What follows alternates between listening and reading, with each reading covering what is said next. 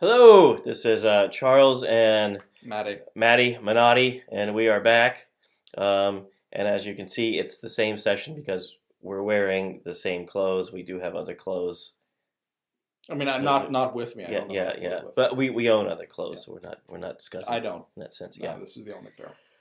And so we're gonna continue just as we were before. This time I'm gonna ask you a question, and we'll talk about that a little bit. All right. And we just wrote down three simple questions and see how it goes from there. All right. Just for fun, just for the heck of it. All right. Here's my question, and I'm asking this one because it's a little bit similar to it's a carryover from the question that you asked me. Okay. All right. Stop yawning. So sorry. That's all right. Okay. Is there room in our contemporary moral world for a Platonic notion of the good? At which point I would respond by. And perhaps we should talk about what that is. Yeah, maybe. exactly. Yeah. What is there room even in the ancient world for a Platonic notion of the good? Is there room in Plato for a Platonic notion of the good? Well, Augustine, I would say, had it to some degree. Right? Yeah. No, you haven't read The City of God no, yet, I've right? not. Yeah, yeah. No, I've read only Confessions. Yeah, I mean that's the challenge is what in the world he means by the good. Just very generally. Yeah, we can just. Well, I'm not even sure what he means by the good generally. So you seem to have like the form of the good, and the form of the good, I think, seems to also have some kind of like ontological significance insofar as it's. No, that's the one in Parmenides. I get them confused all the time. It would be all right.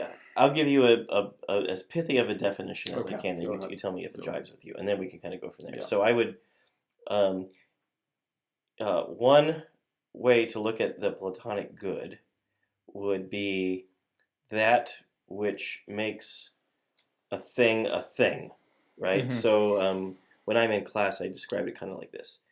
Um, and that's where I think people get hung up on Platonic forms as well, is they think only of local forms, right? Like, Mhm. okay, there's a form of a glass or a form of a pencil or something like that.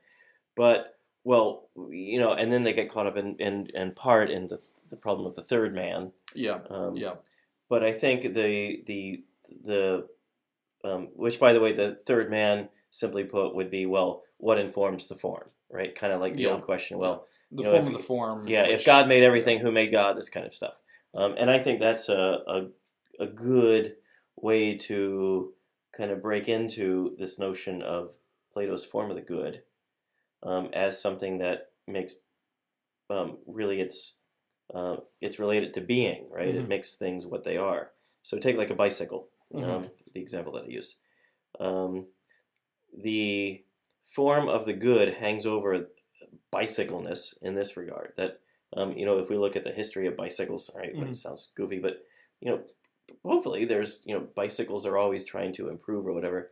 They are moving toward a perfected understanding of What a bicycleness, bicycle is, yeah. right? Okay. So the form of the good, simply put, is that which hangs over questions of being, whether it's human being or otherwise. It's the kind of the good, or we can even just put it this, and maybe that's what I meant by the Mhm. question more or less. Can we even talk about a good, and maybe even teleologically, right? Bring Aristotle into it. Who cares?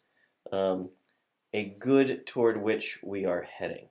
Now, theologically, Do we have to know what the good do, is? do we have to know what the good is, right? Because I don't think Plato knew what the good is. There's right.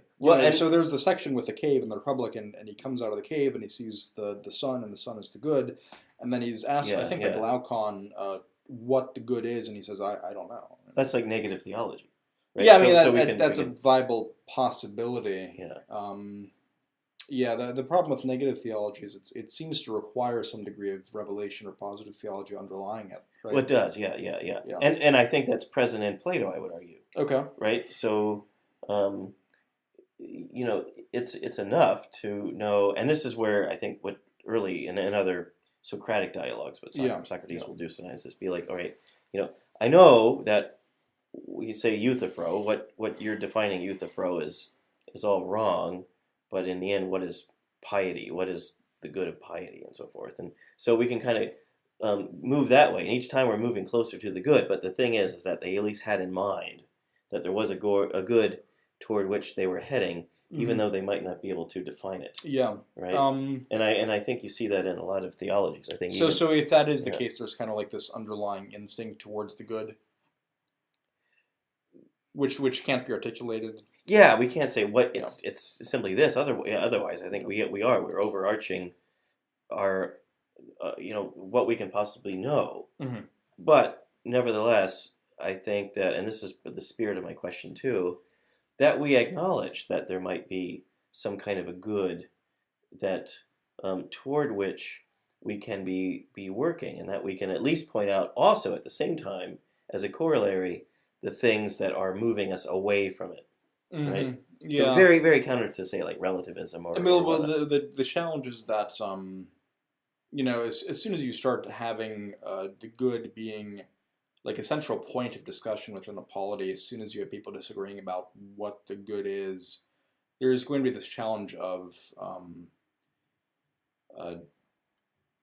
if I think that X moves me towards the good, and you think that Y moves me towards the good, there's a challenge of how we're going to prove if X or Y moves me towards the good. How or why it does? How we would prove that X or Y moves me towards the good. Yeah. And which but the question you're dealing with is can the idea of the good exist within modern society? Yeah. So or is it something, or even I'll maybe make it more specific, right? One, is it something about which we just have no concept anymore in our larger, larger popular culture, the larger, say, secularist view of things? Is it something that's just completely gone from our, our moral understanding? And if so, is it something that can or even should be retrieved? And if it can and should, how? That's a heavier question, probably out of the scope of this conversation. But just, simply put, is there room in our contemporary moral world for a Platonic notion of the good? And you can even define that as, some kind of moral realism, right? Yeah.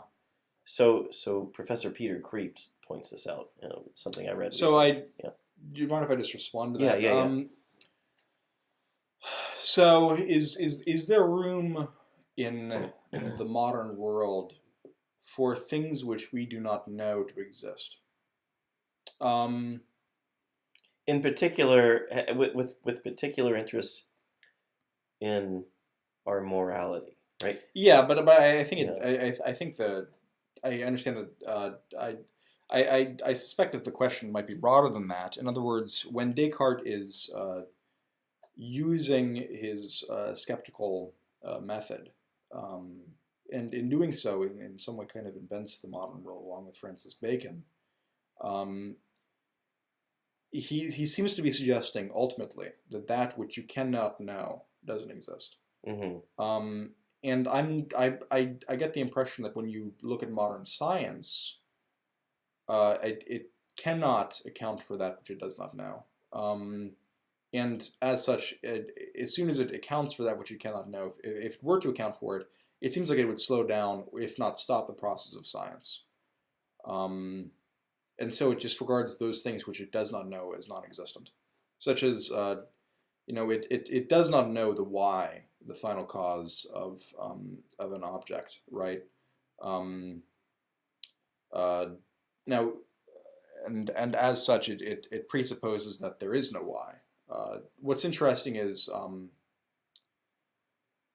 Leibniz seems to try to be redeveloping the final cause for an object by means of mathematics, such that, like in some way, I see Leibniz's project with the monads as being kind of akin to a Ptolemaic project. But if Ptolemy is understanding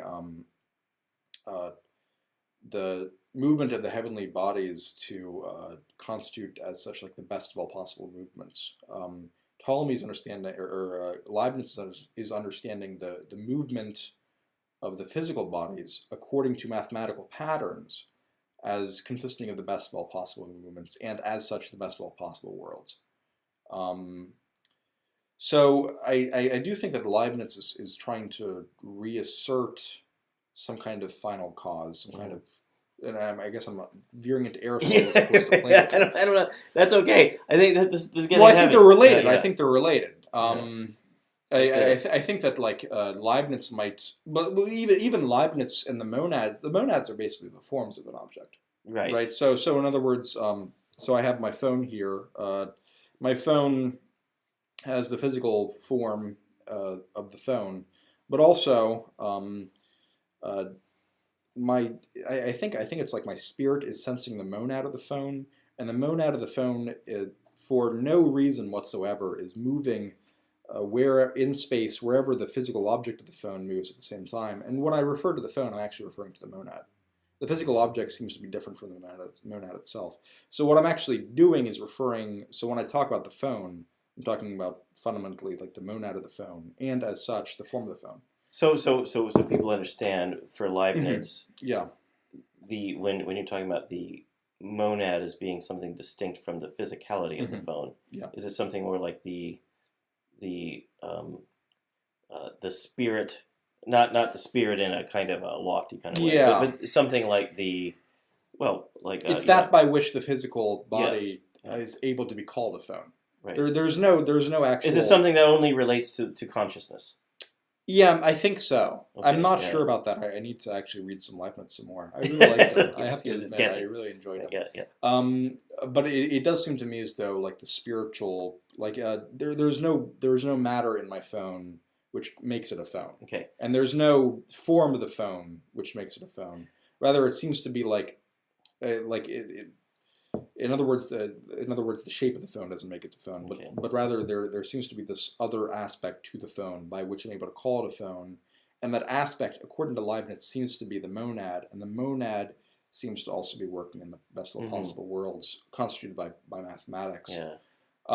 So as such, I don't think Leibniz succeeded. I don't think he actually succeeded in trying to reinstate more or less ancient metaphysics within the modern framework. I think he very decidedly failed. Okay. And I don't know of other ways to go about trying to reassert the ancient metaphysics into the modern framework. It could be the case, and I'm open to this as a possibility, though this is not where my instinct leads me. It could be the case that we have to move forward as opposed to backwards. And as such, a new metaphysics needs to open up as a possibility, as opposed to returning to an old metaphysics. So just to make the rubber meet the road a little bit more, just going back to the original thrust of the question, our contemporary culture, which and we're running out of time, so real quick, I mean, one of the things that folks, perhaps like you and me and many others talk about is, the problem of nihilism in our culture, which kind of eschews any potentiality for a discussion of the good. Yeah. Right, as being something that is, I guess, going along the line. Non-existent, fundamentally. Yeah, going along the line with what something like Karl Popper said that Plato's Republic is every young student's introduction to fascism. But that being said, just very quickly, very succinctly, can we philosophically, culturally, whatnot, move from the apparent relativism in our culture towards something more central that might approximate what I was calling the Platonic good? And move from the relativism of our culture to... and one quick 15-second response. I don't know. I don't know. That's the short end of it. I don't know. Right. I'm open to it as a possibility. The other option is, we're right. stuck. Well, I think this discussion was a little bit more about Leibniz's monadology than Leibniz's than the good. monadology is I think it's relevant. So all right, see you folks. Adios.